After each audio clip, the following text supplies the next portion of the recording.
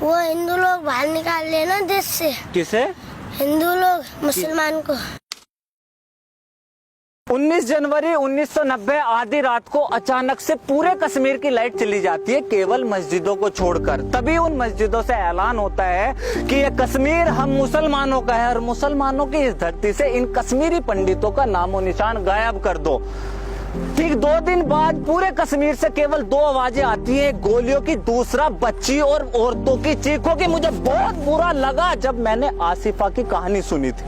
मुझे नींद नहीं आई। मैं पूरी रात ये सोचता रहा कि अपने इस गुस्से को अपने शब्दों में कैसे उतारूं। सुबह लोग सोकर नहीं उठे थे और 5 बजे सड़क पर मैं उस बच्चे के इंसाफ की वीडियो बना रहा था, लेकिन मुझे समझ नहीं आया कि पूरे कश्मीर में उन लाखों हिंदू कश्मीरी पंडितों की जो चीखें थी वो इस सेकुलर भारत को क्यों नहीं सुनाई थी। जिस तरह बाबरी मस्जिद को गिराया गया करोड़ों हिंदू की तरह, मुझे भी वो तरीका सही नहीं लगा। लेकिन जब कश्मीर में हजारों मंदिरों को तोड़कर उनकी दीवारों पे ये लिख दिया गया कि यहाँ एक बार पेशाब जरूर करें, हजारों मंदिरों पर सेकुलर भारत में सेकुलर सरकार के सामने किसी को कोई फर्क नहीं पड़ा।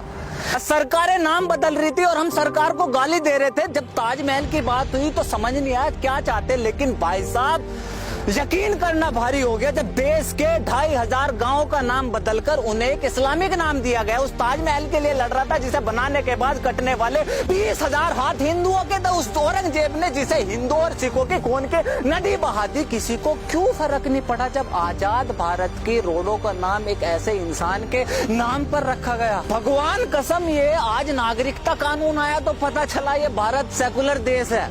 मैं भूल गया था कि बंटवारे के टाइम 1947 में तो संविधान था ही नहीं। ये हिंदू ही भाई थे जिन्होंने कहा था कि मुसलमान भी हमारे भाई है, जो इस देश में रहना चाहता है वो रह सकता है। आज उसी हिंदू से ये पूछा जा रहा है, भाई साहब ये हिंदुस्तान का तेरे बाप का है? पहले बाबर, फिर हुमायूं, फिर अकबर, जहांगीर, शाहजहां, औरंगजेब, उसके बाद अंग्रेज, उसके बाद बंटवारा, उसके बाद इन राजनीतिक पार्टियों की 70 साल की नीतियों ने इस देश के हिंदुओं के चुत्तड़ मारने के अलावा और कुछ नहीं करा। और अब मुझे कोई ये समझाएगा कि इस CAA और NRC में किसी भी हिंदू का क्या लेना देना है? सबसे पहले तो बहन का टोपा, ये नागरिकता कानून है क्या? मुसलमानों को छोड़कर बंटवारे के समय पाकिस्तान, अफगानिस्तान और बाद में बांग्लादेश में भारत का जो भी नागरिक रह गया था, बाद में प्रताड़ित हुए, जान बचाकर भारत वापस आ गए। आज 70 साल बाद उसे भारत की नागरिकता दी जा रही है। चूंकि इन 3 देशों में भारत के मुसलमान नहीं रहते, इसलिए इस कानून से मुसलमानों को बाहर रखा गया है। लेकिन सवाल ये है कि सरकार CAA कानून ला क्यों रही है? वेस्ट की दुनिया मुसलमानों को एक रेडिकल इस्लाम और आतंकवाद की नजर से देखती है, लेकिन केवल एक भारत का ही मुसलमान ऐसा है जिसे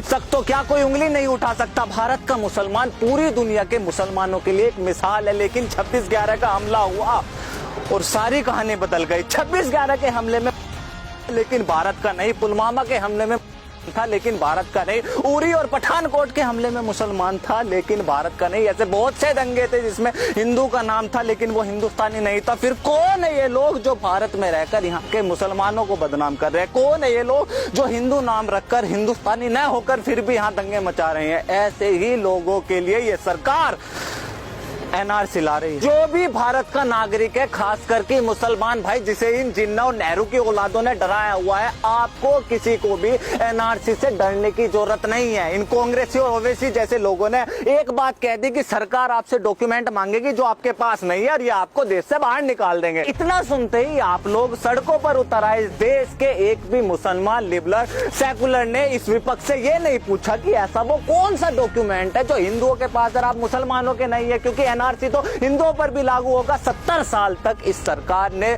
गरीबी हटाओ, देश बचाओ का नारा दिया। 70 साल तक अपने आप को एक मुसलमानों की सरकार बताई और आज 70 साल बाद यही सरकार मुसलमानों कह रही है कि आप पे एक ऐसा दस्तावेज नहीं है जो आप अपनी नागरिकता साबित कर दो। ऐसे पाखंडी घुसपैठी सरकारों पर आप सड़क पर आ रहे हैं। मुझे पता है ये गुस्सा बहुत सारी चीजों का है। गरीब को घर घर में बिजली, चूल्हे की जगह सिलेंडर, सभी को बैंक खाते, गांव में सुविधा, व्यापारियों को GST, किसानों को सब्सिडी और देश को सही मायने में कश्मीर। मुझे पता है गुस्सा किन चीजों का है। सबसे पहले तो CAA इस देश के किसी भी मुसलमान की नागरिकता नहीं छीनता। दूसरा, हर देश का अपने एक रजिस्टर होता है जिसमें उस देश के नागरिकों के नाम होते हैं। उस रजिस्टर को देश का NRC रजिस्टर बोलते हैं। NRC केवल मुसलमानों के लिए नहीं बल्कि देश के हर एक नागरिक के लिए। तीसरा, अभी सरकार ने इस देश में एनआरसी लागू नहीं किया, कौन से दस्तावेज लिए जाएंगे, कितने साल पुराने होंगे, लाइन लगेगी या नहीं लगेगी, कितना खर्च आएगा, अभी तो सरकार ने इन सब चीजों का जिक्र ही नहीं करा। जो चीज अभी आई नहीं, लागू नहीं हुई, दिशा निर्देश नहीं मिले, उस चीज के लिए पिछले 10 दिन से इस पूरे देश में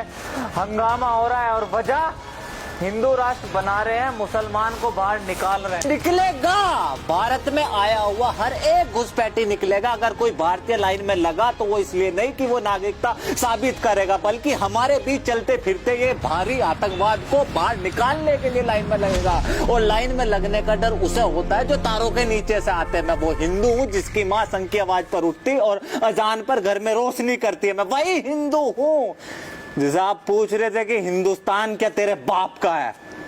this is Alok Kumar from talk, see you next video. जय हिंद।